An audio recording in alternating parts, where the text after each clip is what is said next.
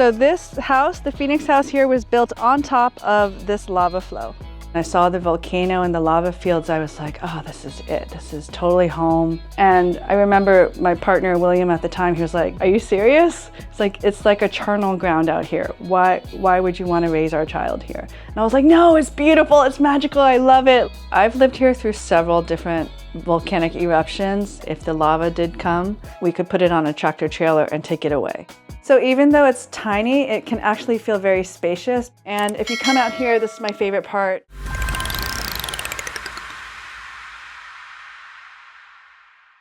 Aloha, my name is Jade Chen, and I am the konohiki, the caretaker of the Phoenix house.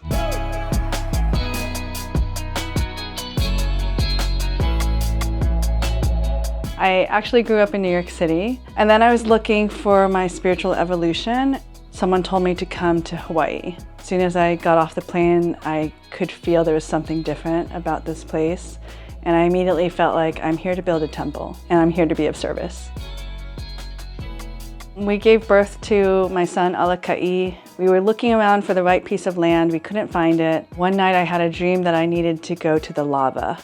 When I saw the volcano and the lava fields, I was like, oh, this is it. This is totally home. And I remember my partner, William, at the time, he was like, Jade, are you serious? It's like a charnel ground out here. Why would you want to raise our child here? And I was like, no, it's beautiful. It's magical. I love it. I started building houses and temple spaces and hosting people, and that's been my life here for over 15 years now.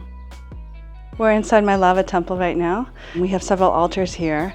We have an altar to Pele, Hanuamea, she who destroys the earth and births the earth in the same breath.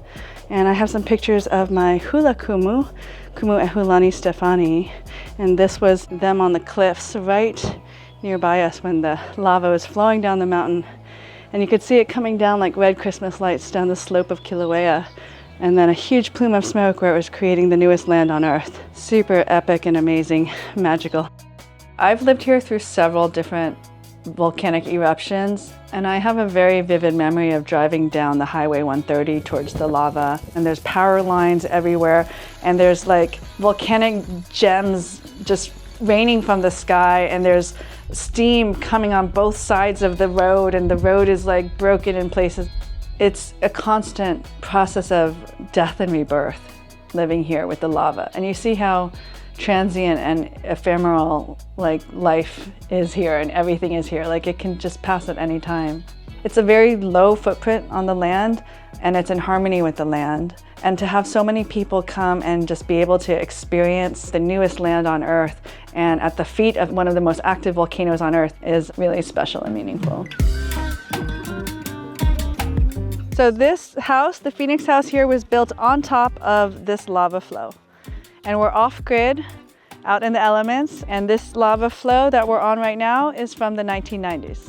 If the lava did come, we could put it on a tractor trailer and take it away. We always build everything with that in mind, that we can take it away if needed.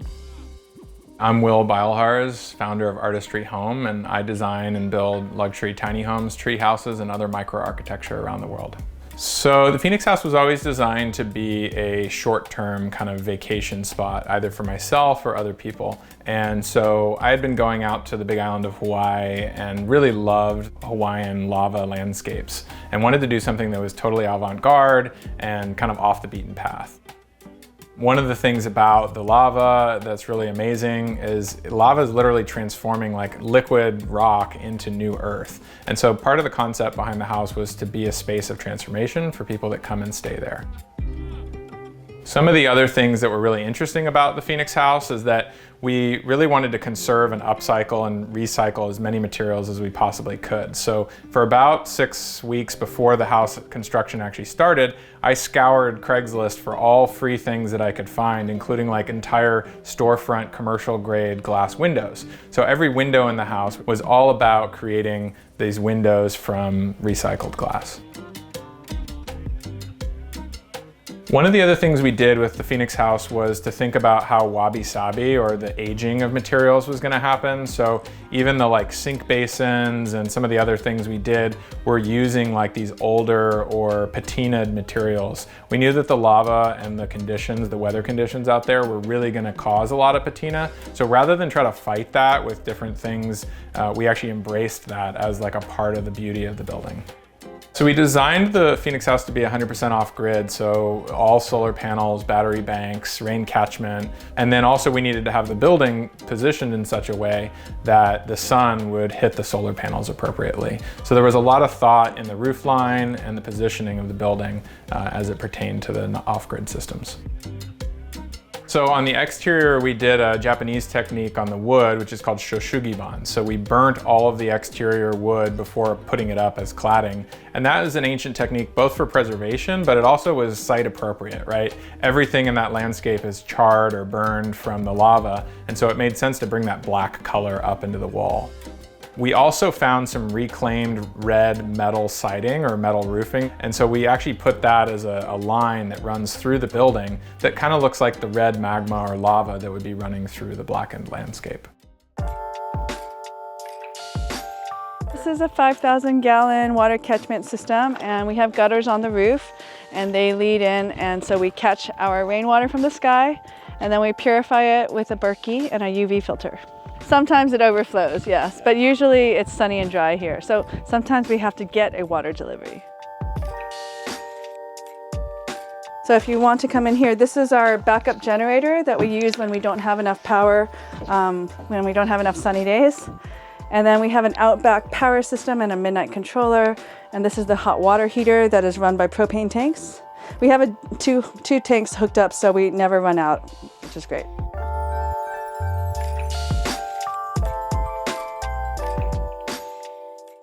All right. As soon as you get in here, you feel extremely peaceful and grounded, and it's like a wonderful retreat amongst the lava. So even though it's tiny, it can actually feel very spacious because we have oversized, custom-made large windows that look out into the lava landscape. You can just sit here and contemplate the volcano in front of you and see the changing sky. And it's an open layout, so the living room is here, the kitchen is here, there's a cute little dining area here, the bathroom is in here, everything is all in one area, and then there's also the upstairs. The kitchen is very compact, but it's completely usable and efficient. So you would bring out your stove here.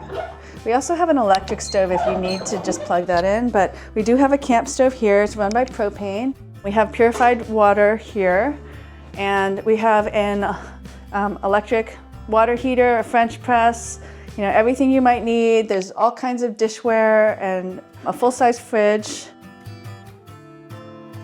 Let me show you also the bathroom over here. It's pretty spacious, actually, for a tiny home. You can see we have a sink, and then there's a super spacious shower here. So the shower here is like 4 by 5 feet, and you can see it's a rainfall shower, so it just comes right directly down. And it is hot water. We do have a regular flushing toilet as well. And we have a septic system dug into the lava. Here in Hawaii, we always have beautiful weather all the time, so we have temperate climates. So it is single panel, which allows us to create a very open air feel. People always tell me that it feels like they're on a different planet when they're out here. We can play the ukulele if you like. We've picked up lots of little pieces from like local artists that we like to support. And if you come out here, this is my favorite part. This is where you get to just come and enjoy the amazing scenery with the Kilauea volcano in front of us and the gorgeous sunsets, the epic sunsets that happen here. So now let me show you the upstairs. There's kind of an industrial feel with these kind of guardrails and such. And then it's so spacious up here, it feels like another room. We do have a queen-size bed, super comfortable. As you can see, there's this amazing mural. So we had a local artist create this gorgeous mural of a phoenix rising, and this is what we hope for people that come to visit, is that they feel their own life force rising up, their own mana coming up and celebrating a new beginning and a new chapter of their lives. So we also have something we call the lava escape pod. This is kind of like a little caretaker pod that we have for overflow when there's more guests. It has a beautiful queen bed, its own bathroom, a nice little living space, and you can have your own private retreat in here as well.